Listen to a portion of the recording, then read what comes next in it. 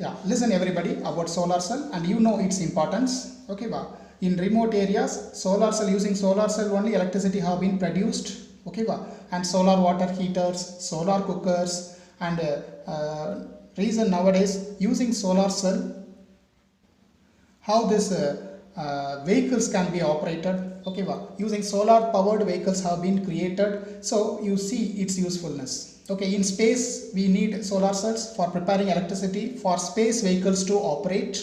So solar cells, you know its importance and how it functions we shall discuss now. And students, it is basically a PN junction only. It's basically a PN junction, and it would generate EMF, it would generate current when solar radiation falls on this. Okay, va.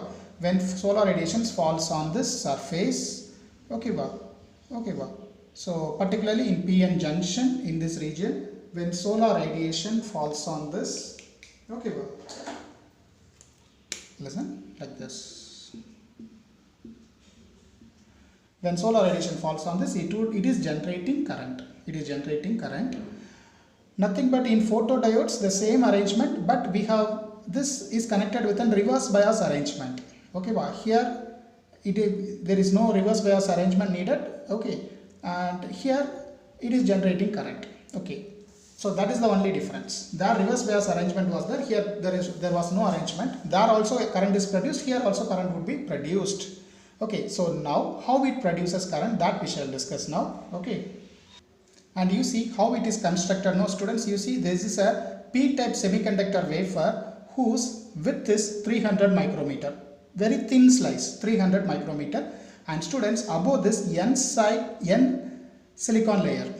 Okay, n silicon wafer of n-type semiconductor. Okay, n-type semiconductor, students, by diffusion process it would be grown. Don't think like that it is attached to it. Okay, not like that.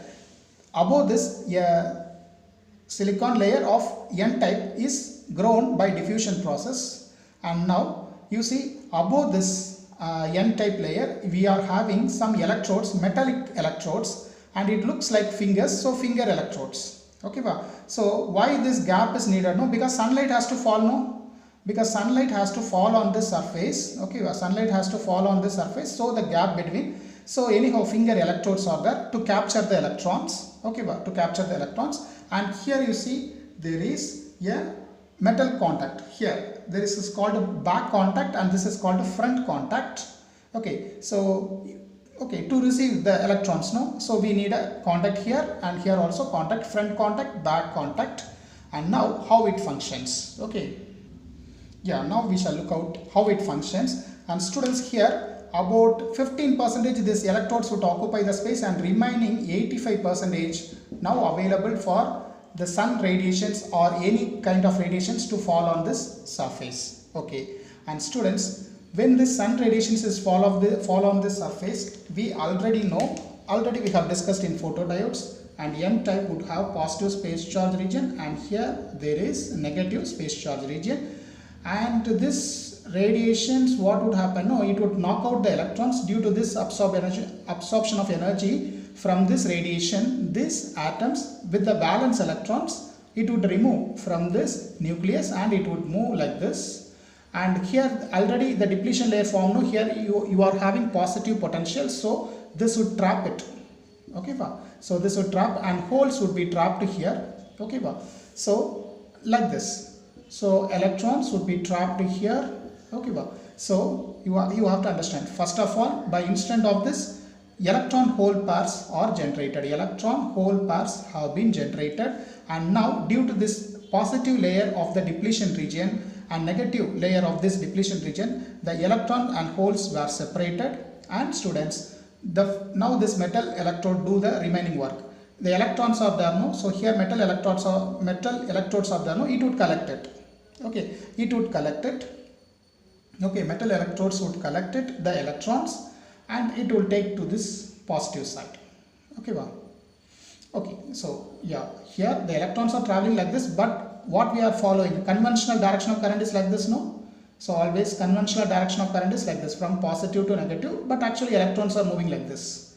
Okay, and yeah, similarly holes would get accumulated here. So we know that electrons would go to the holes for recombination. So by this way, so the current has been moving, and conventionally we have been indicating the direction of current like this, and thereby students we have prepared electricity current we have generated using solar cells. Okay, so by these three basic processes, generation, separation and collection, electron hole pairs are generated, and students next it was separated. When electron hole pairs would be generated? When this energy gap is equivalent to this, when the incident radiation energy is greater than the band gap of this. Okay, but then only that electrons would be removed. Okay, electrons would, then only it would gain energy, and it would, from the valence band it would come out. Okay, so valence band to conduction band it would go. So by this way students, we are trapping that electrons and finally giving us photo voltage. Okay, so by this way students, we have been generating current.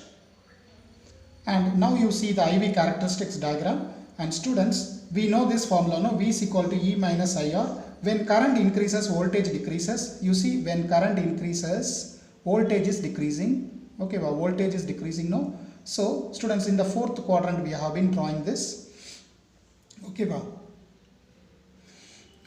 so based upon this we are having a graph like this. Okay, why it is drawn in the fourth quadrant? No, because it is not absorbing current, it is giving out current. Okay, so we have to understand. So by this way, so the current, the output is short circuited. Okay, so the generated electrons, due to short circuit we have been trapping it. So short circuit current, and this is the open circuit voltage, and when current increases, voltage decreases. So by this way you have to understand this graph. Okay, and now you listen for this ideal materials for solar cell fabrication. So we need energy gap close to 1.5 electron volt. So these atoms should have band gap close to 1.5 electron volt. So that semiconductors are better for solar cell fabrication. So we are using silicon whose energy gap is 1.1 electron volt, gallium arsenide 1.43 electron volt, cadmium telluride 1.45 electron volt, and copper indium selenide 1.04 electron volt. So these are all the better semiconductors which has been functioning as better solar cells. Okay, so we can use this. Okay, and you see what are the important criteria in selecting this solar cell fabrication. The band gap should be in this range 1.0 to 1.8 electron volt. Okay, approximately from 1.0 to 1.8 electron volt it should have. You see all these are having in this range, so they are better materials, and it should have high optical absorption. Students, it has to absorb the light, no? Then only the process would start, no? So it should have high